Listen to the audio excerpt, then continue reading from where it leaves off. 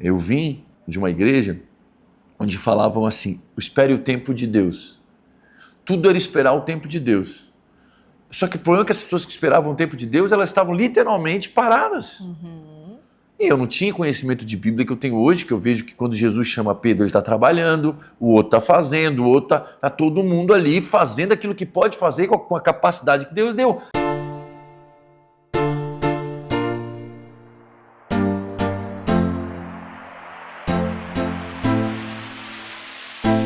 Fala, gente! Mais um Tete a Tete Papi começando. Que alegria receber você e sua família em mais um episódio aqui.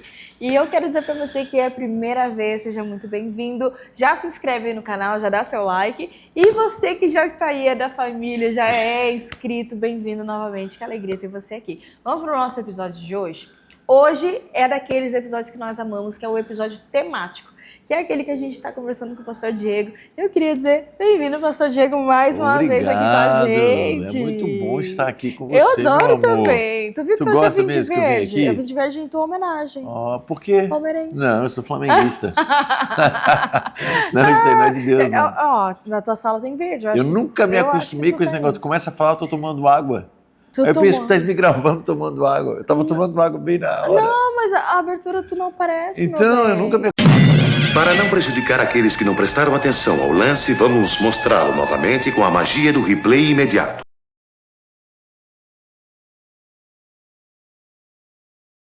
Eu costumo com Não isso. costuma. E olha que ele grava todo mês comigo, né? Mas bora lá. Bora e aí, lá. Meu Deus, o que eu que quero vem por dizer aí? pra você, antes Gente, de só quer tudo, saber que eu sou pego de surpresa aqui, tá? Eles Então, assim, sabem. não pensa que é um curso de teologia aqui, não com todas é. as bases, não. É uma conversa aqui sobre cosmovisão cristã e a vida, amém? É, né? Que Né? senão vai... Então, eu queria dizer que eu recebi muitos feedbacks positivos a referente Amém. ao temático e estão me mandando várias sugestões. Olha. E hoje não vai ser minha sugestão, vai ser a sugestão da galera que trouxe pra mim, Show. tá? E uma delas é, pastora, eu tenho muita dificuldade de tomar uma decisão. Será que a minha decisão é de Deus? Ou será que é a minha vontade própria? Será que se eu for na minha vontade, vou estar desagradando a Deus? E aí vira uma bagunça na mente da pessoa. Isso é muito E a interessante. pessoa não consegue, tipo, romper, não consegue decidir e fica estagnada. Vamos lá. Muito bom isso aí. Vamos lá. Isso que você está falando, no campo da teologia, do estudo da Bíblia, tem um negócio chamado, né, soberania divina versus responsabilidade humana. E né, tem o calvinismo e o arminianismo, vem daí, certo? Tá. Então vamos lá. Mas desculpa te interromper, Pode porque falar. pode ser alguma dúvida de alguém também. Mas não é sobre eleitos e não eleitos? Também, mas entra na soberania porque se Deus elege os eleitos, então por que eu tenho que escolher? Se eu não sou escolhido, eu não sou escolhido. Se eu sou escolhido, não adianta. Embora... Eu vou viver a minha vida, daqui a pouco eu volto. É porque é mais profundo que isso, Tá. entendeu? É que as pessoas, às vezes, como elas não estudam, qual é o grande problema, né? Quando você começa a estudar, você acha que sabe. E é um grande problema, porque os grandes teólogos dessa área, tanto armenianos quanto calvinistas, os grandes se respeitam demais, porque eles percebem que nós estamos tocando num paradoxo da vida. Caramba, Deus é soberano, mas ao mesmo tempo eu escolhi botar esse tênis aqui, para vir aqui no Tete a Tete, que eu não sei nem se combinou, porque eu sou péssimo com isso. Hoje né? você arrumou eu pedi até tua ajuda para isso, enfim. Mas vamos lá. Então, assim, esse assunto é muito complexo. Tá. Os calvinistas, eles não acreditam assim, vamos lá, eu sou eleito, então é o seguinte, eu posso fazer o que eu quiser e eu vou ser salvo no final. Nenhum calvinista pensa assim. O armeniano, assim, desculpa a palavra, o armeniano mais raso, vai dizer, então é isso, então. E na verdade não é isso. Eles dizem que é o seguinte, se você pensa assim, você não é um eleito. Porque quando o Espírito Santo entra, há uma guerra da luz contra as trevas. Não adianta, você não sente mais prazer no pecado.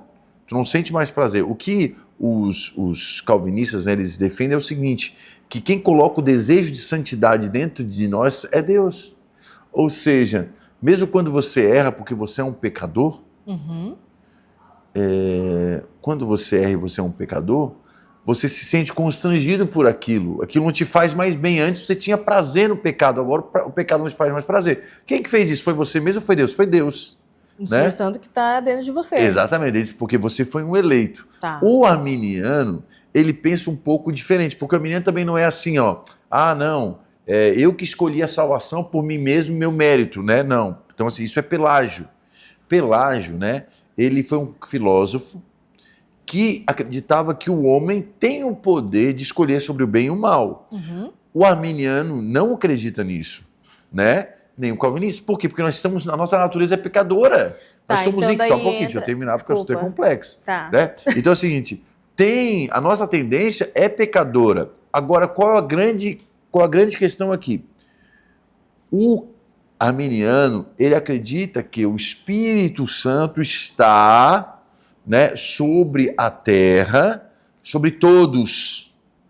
E você pode rejeitar o Espírito Santo. Uhum. Mas aqui, resumindo, né, gente, sendo muito simples para você. Você pode rejeitar essa ação. Ou seja, nós não somos salvos por nós mesmos, porque se não tivesse o Espírito Santo derramado, nós nem teríamos esse acesso, certo? Já o calvinista, ele é um pouco mais estreito. Ele vai dizer que o Espírito Santo está só sobre os eleitos, né? O Espírito Santo, Deus elege só os que ele quer. E tem passagens bíblicas, palavras que parece que tem os dois, né? Então, por exemplo, o apóstolo Paulo fala, não resistiu o Espírito. O apóstolo Paulo fala, aqueles que abandonaram a fé. Ao mesmo tempo, Jesus fala, né? Os que tu me deste, pai, eu não perdi nenhum. Ou seja, opa, calma aí, quem que deu? Tá vendo? Então, você tem coisas aqui, seria aí, gente, isso aqui tem seminário de teologia que estuda aí 6 meses, 7 meses só sobre isso. Então, o que eu gosto de ficar? Eu gosto de ficar exatamente nesse paradoxo. Existe um paradoxo que a gente pode tentar explicar, mas entra no mistério de Deus, que é soberania divina, responsabilidade humana. Que daí entra na tua pergunta, né? Poxa, é a vontade de Deus? É a minha vontade? E às vezes a gente nunca vai ter uma clareza muito certa, entendeu? Então, assim, por exemplo, eu gosto sempre de dar o exemplo do apóstolo Paulo. Poxa, o apóstolo Paulo foi igual eu? Não. O apóstolo Paulo, Jesus apareceu para ele. Jesus falou para ele, eu vou te fazer... Então, poxa, diferente do que eu tive, eu nasci no berço cristão, eu ouvi a voz do Espírito Santo falar comigo, mas eu não tive uma visão, eu não fiquei cego 3 dias, né? Poxa, você vê que existe uma soberania de Deus nas nações. Uhum. Você vê o Antigo Testamento, Deus falando, Ciro vai vir, né? O rei da Babilônia vai vir, o império, Deus mostra uma visão a Daniel dos reinos que vêm, mas ao mesmo tempo, naquele meio do caminho, tem israelitas que se perdem, escolhem se perder, e dentro daquele meio, daquele plano soberano de Deus, tem Israel, que são os remanescentes que a gente chama, né? que não se dobram, que não se vendem. Então, perceba que nós sempre vamos estar nessa incógnita. Então, vamos lá. Onde entra na sabedoria para a vida. Então, tem planos, tem desejos que é Deus que coloca aí dentro do teu coração. A Bíblia diz isso. Mas tem desejos que não. Tem desejos que são seus. Vou construir uma casa. Como é que eu quero construir essa casa?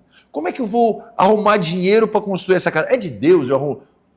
Tá entendendo? Existe o que a gente chama de sabedoria, discernimento, planejamento, são dons. Tem coisas que são naturais do homem, né? Que já vem, todo homem tem essa capacidade de pensar, de analisar, e tem coisas que são dons do Espírito, uma sabedoria, né? Esse dom da palavra de sabedoria, palavra de conhecimento, dom de discernimento de espíritos, dom de administrar, a Bíblia fala, dom de misericórdia, tem gente que tem um dom de misericórdia, dom de compaixão, tem gente que tem, certo? Tem gente que tem dons que o Espírito Santo usa para isso, para que naquela situação você tenha sabedoria para responder, sabedoria para decidir. Muitos pastores, na verdade, é quase um dom imprescindível do pastor, é ter o dom da sabedoria e da palavra, ou seja, da palavra do conhecimento. Por quê? Porque ele vai lidar com situações que as pessoas vão apresentar para ele e ele tem que buscar discernimento de Deus para dar uma solução para aquela pessoa. E a voz de Deus está falando com o pastor? Sim, mas não é que Deus apareceu em um anjo, mas é um dom, é o dom do discernimento. Então, nós como cristãos temos que buscar o quê? Essa situação. Tá, Deus, é Deus que quer ou é eu? Você pode orar, você pode buscar, você pode dizer, Senhor, tem alguma coisa nesse plano que te desagrada? Tem alguma coisa que, né, eu gosto sempre de usar essa questão. Eu não estou amando a Ti, Senhor, acima de todas as coisas nesse plano. Eu estou colocando esse plano acima de Ti. Eu estou desejando mais o plano do que a Ti. Porque isso mede a questão vertical. esse plano tá prejudicando o meu próximo? Está sendo egoísta? Eu estou pensando só em mim, eu estou pensando que eu sou uma fonte, porque tudo isso a Bíblia já fala, que nós somos fonte, nós somos chamados para abençoar, que nós somos luz do mundo e sal da terra. Então eu não posso ter planos na minha vida que só contemplem a mim. Então isso são discernimentos espirituais que Deus vai dando para você tomar uma boa decisão. E diversas vezes eu oro assim, ó, Senhor, na minha consciência, o que eu estou fazendo está em paz. Eu estou indo para esse caminho. Mas, se isso não te agrada, não deixa eu seguir. Faz igual o Jonas, não foi isso que aconteceu com o Jonas? Jonas não queria ir pregar, mas a vontade soberana é, vai, tu pode me ainda vou pegar um peixe lá e vou te levar para o teu destino. Paulo, a Bíblia fala que Paulo quer descer para a Ásia para evangelizar. Bom, coisa boa, ó. Ele queria evangelizar na Ásia, ele tentou uma, tentou duas, tentou três. Aí ele, depois está orando, ele percebe, opa, o Espírito Santo me impediu. Mas calma aí, como é que foi o Espírito Santo que impediu? Não foi o barco que me estragou, não foi... Mas ele entendeu, opa, Deus não quer que eu vá. Deus quer que eu vá para cá. Foi o que nós passamos. Nós estávamos numa situação pessoal, não vai para cá, não vai para lá, nosso coração não gruda em nada. A gente, o Espírito Santo tem outra coisa. O Espírito Santo, a gente entendeu, a gente teve várias confirmações, acredito que o apóstolo Paulo também teve, mas ele teve esse entendimento. Essas coisas estão se fechando, essa porta está se fechando, porque uma outra está se abrindo. Então você percebe que existe esse internalizar, esse pensar, então, existe uma vontade soberana. Por exemplo, você nunca imaginou ser pastora? Não. Eu nunca quis ser pastor. Fugi disso, inclusive. Você fugiu disso, né? Eu também. Eu nunca imaginei ter uma igreja, nunca. Então eu estou literalmente debaixo de uma vontade soberana de Deus se olhar para o meu passado, certo? Você sabe disso. Quando a música As Melhores Coisas estourou, quando eu não queria mais cantar, não queria mais viajar, não queria mais viajar, não me via mais cantando nas igrejas ou só ir pregar, eu me via discipulando, mas eu nunca pensei nisso na vida. Olha a vontade soberana de Deus aí. Olha, agora, eu e você sentamos muitas vezes, como é que o Espírito Santo deseja fazer? O que a gente vai fazer hoje? O que nós vamos fazer amanhã? Como é que vai ser a parede? Como é que vai ser planejamento? Como é que vai ser a sala? Né? A gente nem pensou nisso, quem pensou foi outra pessoa. Né? Ficou muito bonito, né? Então, pessoas ali, isso é de Deus ter pintado com essa cor? Meu Deus, essa sabedoria ficou bonito? É belo? Né? Pô, é o jeito que a gente imagina? Amém. Então, aqui que vem, né, o tomar cuidado para confundir as coisas. Eu vim de uma igreja onde falavam assim, espere o tempo de Deus. Tudo era esperar o tempo de Deus. Só que o problema é que as pessoas que esperavam o tempo de Deus, elas estavam literalmente paradas.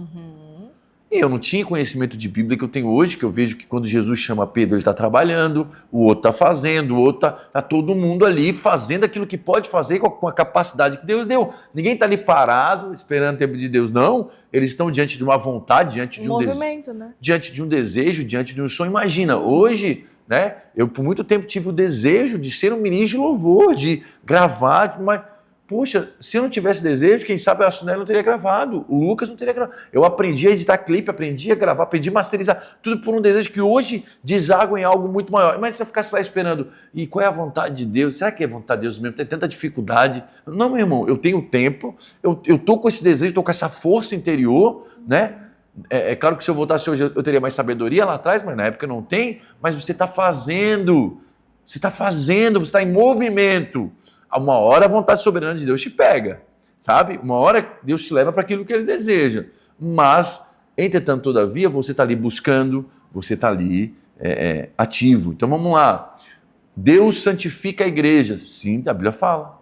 A Bíblia fala assim, aquele que começou a boa obra é fiel para terminá-la. Ou seja, quem começou a boa obra? Cristo. Quem vai terminar? Cristo. Mas nesse meio tempo, o Espírito Santo está em nós, claro, mas a gente tem que trabalhar. Tem uma frase que eu gosto muito que fala, graça não é o contrário de esforço, graça é o contrário de mérito.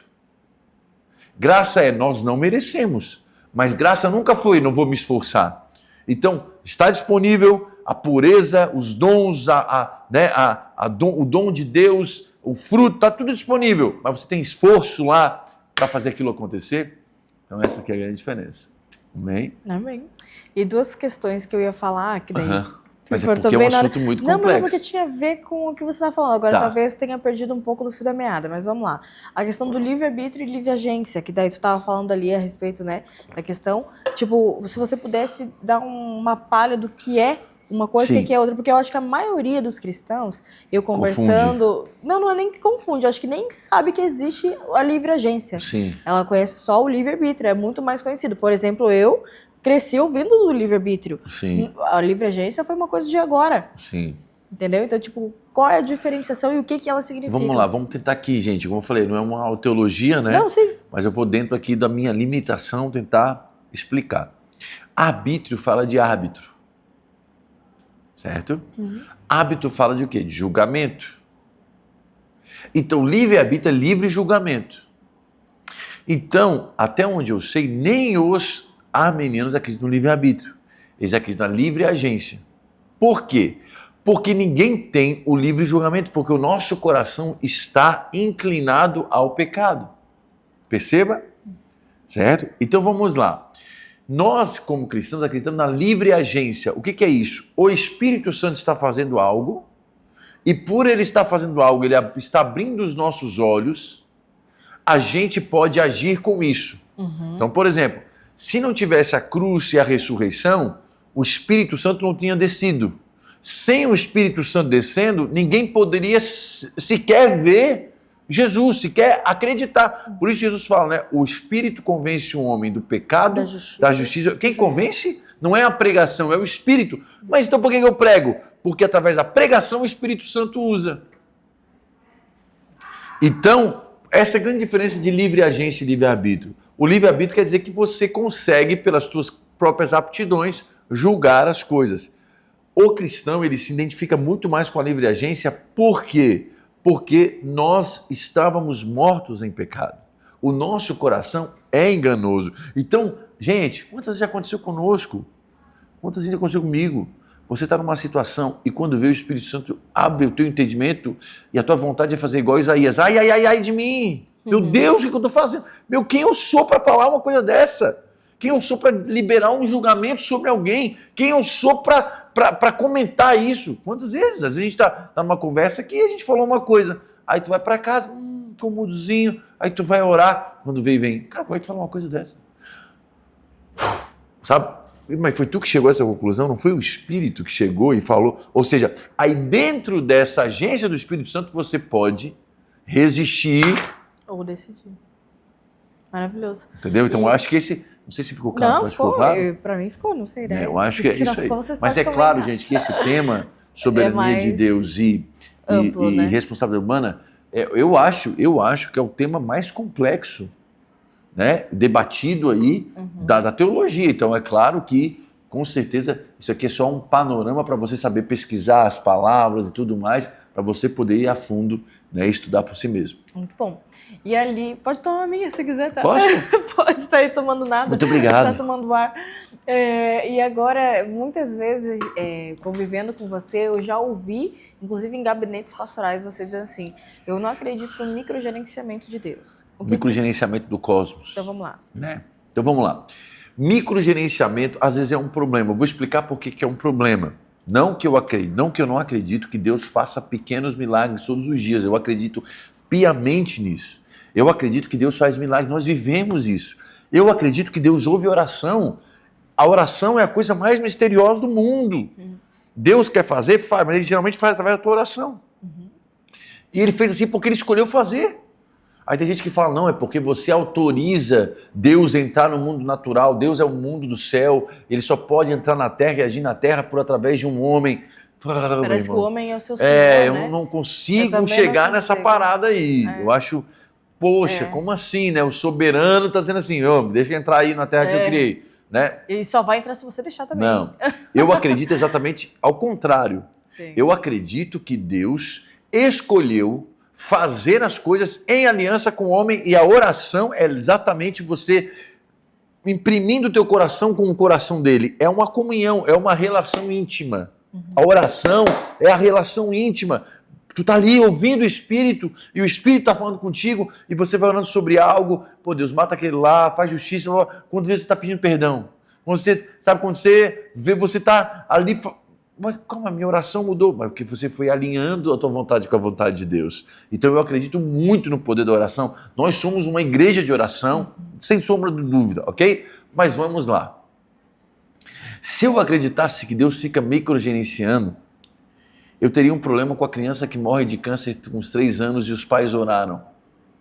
Aí você vai dizer para mim, não, mas foi a vontade de Deus, porque Deus vai ser glorificado nisso. Ok. Vamos lá, vamos jogar soberania de Deus. Claro que Ele é soberano.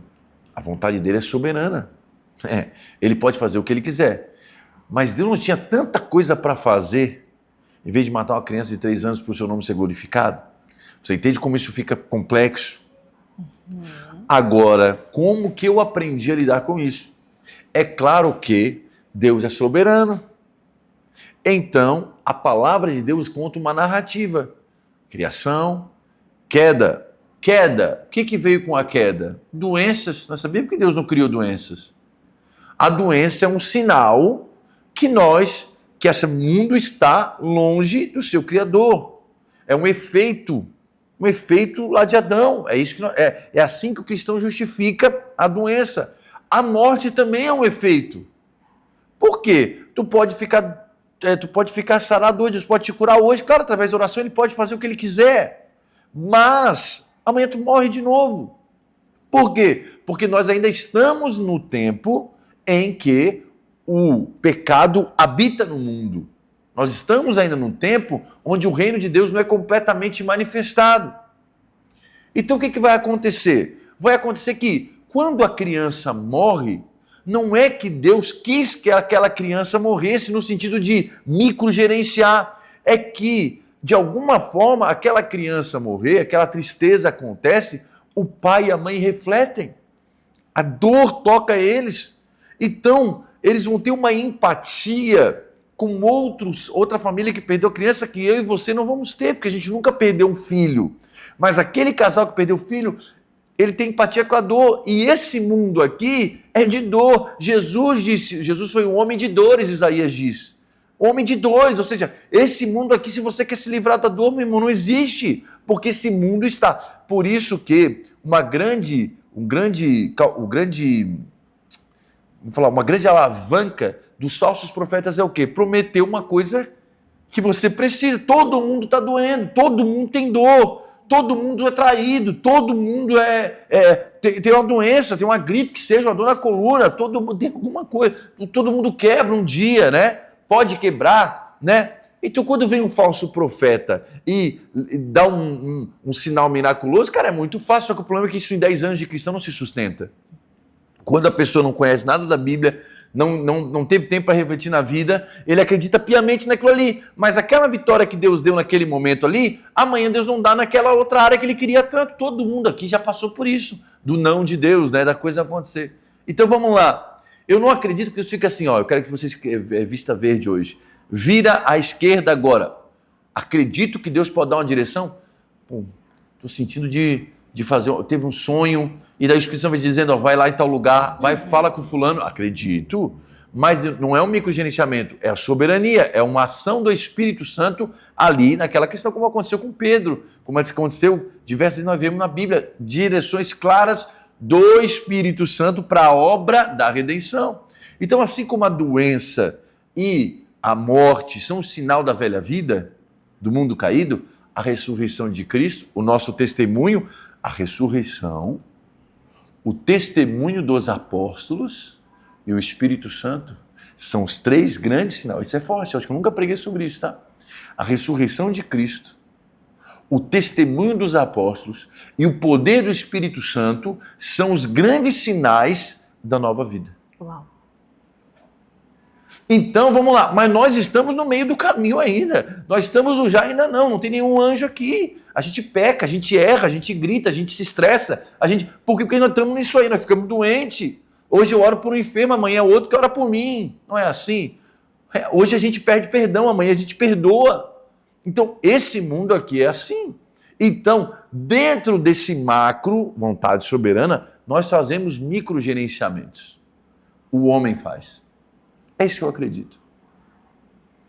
Eu acredito nisso.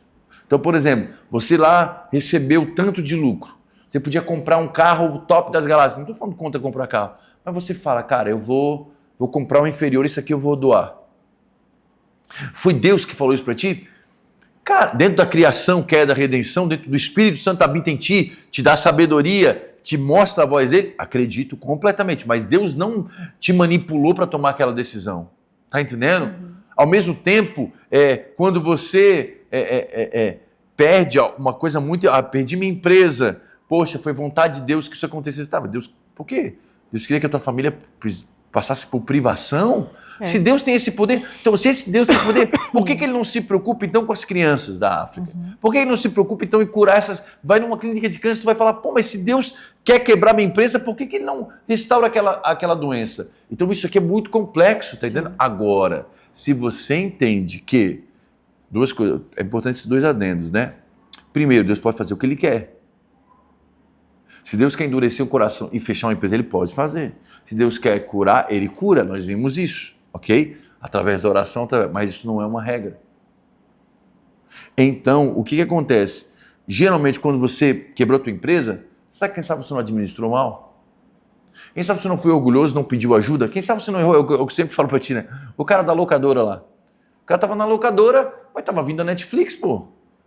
Ou ele mudava de ramo, daí ele ficou, não, mas eu quero minha locadorinha, porque 1960, meu pai, papá, porque Deus vai fazer. Eu vi isso em outras áreas. Não, porque eu creio que Deus vai fazer. Não, mas o consumidor final é o mais importante. Por quê? Porque você é um empreendedor. O empreendedor é um prestador de serviço. E o melhor serviço sempre ganha. E por isso que a inovação, ela sempre tem na frente, você compra um iPhone. Porque a inovação, ela vai para dar o melhor, né? Para entregar o melhor serviço para o cliente. Isso aí é o que as empresas estão ali para isso.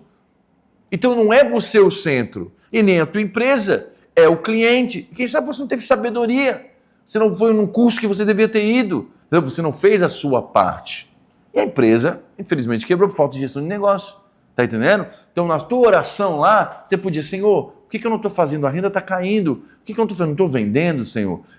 Qual é a área que eu estou errando? Minha família não está dando certo. Senhor, eu estou sendo muito grosso. Senhor, eu não perdoei como podia perdoar. Senhor, eu estou falando com alguém. Senhor, eu estou muito egocêntrico. Senhor, eu estou muito estressado. Por que o meu lar está assim? Em vez de falar, é vontade de Deus para que alguma coisa acontecesse. Agora, vamos lá. A tua empresa quebrou. Você estava meio afastado de Deus, né? Estava trabalhando demais. A tua empresa quebrou, aí você foi afastar, aí você teve tempo para refletir, aí você voltou para Deus por causa disso. Beleza? Então, isso é cosmovisão cristã. Como assim, pastor, de cosmovisão cristã? Claro, você estava mal, você estava com um ídolozinho no teu coração, então você estava ali alimentando o teu ídolo, né? Tu estava só focando naquilo ali, aí acontece uma coisa que sempre acontece, mudanças acontecem, faz você voltar para trás e refletir e falar, cara, eu estava fazendo isso, ó, eu estava errando isso, ó, daí o Espírito Santo te trouxe luz, mas não que Deus fez aquilo ali, porque Deus está muito preocupado. Você entende o que eu estou falando? Entendi. Só que é claro que é um assunto complexo. Claro. E vou falar novamente, eu creio que Deus ouve, eu creio que Deus abre porta de emprego, eu creio que Deus traz cliente, eu creio que a oração do justo pode muitos seus efeitos, mas eu creio que é a responsabilidade de administração do homem. Eu creio que há uma responsabilidade de sabedoria, de discernimento. E tem coisas que a gente chama de vontade de Deus que não é. São simplesmente coisas que Deus estabeleceu para funcionar. E a gente tem que obedecer, seguir, caminhar. Eu não sei se um exemplo que eu posso dar aqui para a gente finalizar, que já deu horário, mas a gente uma vez estava, devido à pandemia e tudo mais, tentamos fazer a melhor negociação com a construtora. Sim. Isso não foi Deus que nos livrou de uma dívida, nós tivemos que fazer um planejamento para sair disso, né? E para honrar com as nossas responsabilidades. Né? Sim, era pandemia. E mesmo em pandemia a gente tentou fazer, eles não aceitaram, né? Então, perfeito. Beleza. Mas a gente nunca se ausentou da nossa responsabilidade de pagar aquela situação. Aí chegou um momento que a gente foi lá e deu nosso carro, tu lembra disso? Sim. Porém, não sei se tu lembra, quando a gente entregou o carro, nós recebemos um de presente. Eu nunca tinha visto isso na minha vida. Eu via pessoas falando que ganhava carro, eu não acreditava nisso aí não, de Deus tocar no coração de alguém para dar um carro. Achava demais, uma coisa é uma roupa, uma coisa é um carro, né? E aí a gente ganhou um carro, tu lembra disso? Sim. E tal, ganhamos o carro. Quitamos a dívida e ficamos com o carro, beleza. Aí, dentro desse parâmetro, nós, como família, olhamos uma outra família que precisava mais do que a gente e a gente conversou e disse assim, vamos dar esse carro, né, para essa família? E aí, o que aconteceu? Tu lembra? Deus nos deu outro carro, foi isso? Primeiro a Eu tô me gente foi lembrando. dar pra pessoa. Tá. E a gente, quando foi dar, a pessoa disse assim, não, Eu já ganhei. eu ganhei, Isso. sim. E a pessoa disse assim, meu Deus ia me dar 2 carros hoje. Tu lembra disso? E aí foi uma coisa muito engraçada. E aí a gente ficou o carro e depois veio, né, as melhores condições pra gente ter. O que nós temos Isso. hoje foi um milagre também, Aham. né, as condições que foram. Mas tipo assim, nenhuma decisão foi tomada de maneira impensada. Ao contrário, pensamos muito, teve a soberania de Deus em nos presentear, mas tipo, Teve a cara, sabedoria. mas se Deus não desse, estávamos preparados para ficar a pé. É isso aí. Tipo assim, né? Então, tipo assim, ter a sabedoria para as decisões não é colocar na conta de Deus uma coisa que é para você Exatamente. fazer, né? Tipo, poxa, fiquei sem carro, mas e agora? Como é que eu vou fazer? Não, já tinha pensado, a gente já É isso tinha aí. planejado como que é a rotina da Isadora, a minha rotina, a tua rotina. A gente já tinha conversado muito antes de entregar, Sim. né? E aí depois veio todas essas questões. Então, a sabedoria, então, para decisões é... Então, a vontade de Deus está entrelaçada à nossa. Exatamente, é porque, vamos lá. É isso que eu quero finalizar pra gente poder Tem momentos, irmãos, tem momentos concluir.